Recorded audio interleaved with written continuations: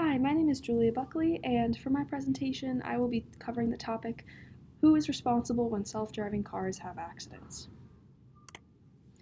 So I thought that I would begin by presenting this really interesting video provided by Tesla, and this is demonstrating its autopilot feature in its full glory. The passenger is not touching the wheel whatsoever, not operating the car, and you can see that it's fully driving itself.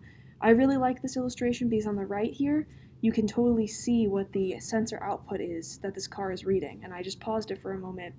So in that middle screen, you can see what the car is looking at, and immediately in its path are the green boxes, which is the car that's right in front of it, and anything that's not in its path is a blue box. You can also see the orange highlighting for the street lights, and even the street signs that are purple. Definitely really cool and extremely advanced.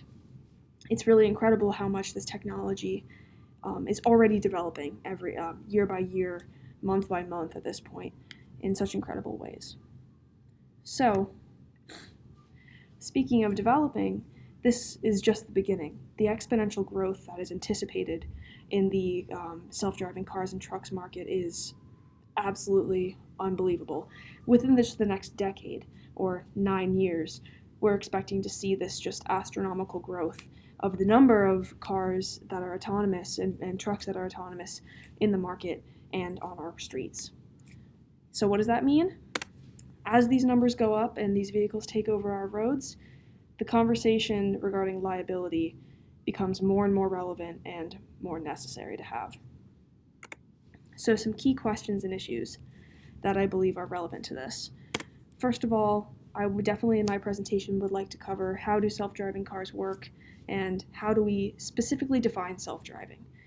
There's a range of autonomous abilities that a car can have. It can be rated on a scale of 0 to 5, and for example, the Uber that's on the right here, those autonomous vehicles are 4. You don't really have to pay attention while it's conducting its paths. However, with a Tesla autopilot feature, that's only like a 2. So this spectrum of self-driving ability is definitely something that's necessary to consider, especially with these cases. Second, can we truly program ethics into AI? And this is such an interesting question. It's one that I personally find just perplexing because, it's when you're programming a car, when you are working for a car company, you want the best for your driver, but what if there's a situation where in the end you could program the car to save more people by sacrificing your own driver? And it's problems like that that can bleed into liability.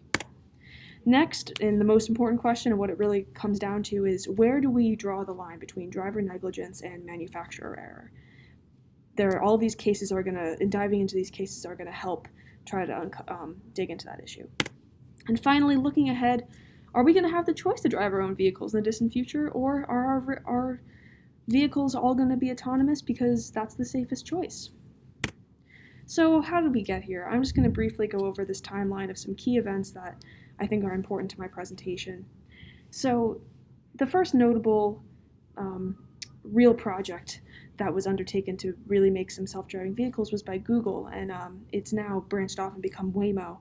And Waymo is still one of the best self-driving car companies out there, and it was an extremely safe and successful project in 2009. Following that, Nevada was the first state to allow any autonomous vehicles on its roads, and since then, many states have passed legislation similar. In 2016 and 2018 were two very key cases that I plan to dive into.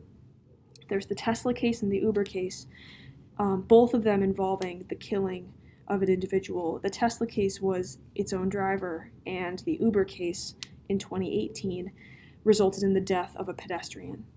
And both of these are very key cases that I think are very much worth discussing. And in between those two was a report by the NHTSA, and this administration released a report basically concluding that autonomous vehicles are safer than today's cars, which is definitely an important point. So let's read into this Tesla and Uber headlines really briefly, because these are very important cases.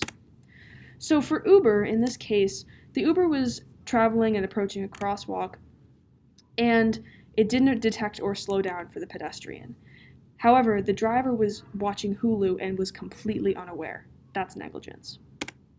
Meanwhile, with Tesla, the 2016 crash, it was in autopilot mode on the highway and it crashed into a tractor trailer, killing the driver. However, once again in this case, it was revealed that the vehicle had been repeatedly warning its driver to turn off autopilot mode, and the driver ignored those requests. So what's the reality here? 94% of vehicle crashes are caused by human error. There are over 37,000 people killed in car accidents in America in 2016. So yes, these crashes are making headlines, but the fact that they're still making headlines and are not notable and are very notable proves that it works and it is preventing even more tragic numbers. So in my presentation, I plan to illustrate that self-driving cars are certainly going to make our roads safer, and when the inevitable crashes happen, determining liability will most likely be on a case-by-case basis. Thank you so much for listening.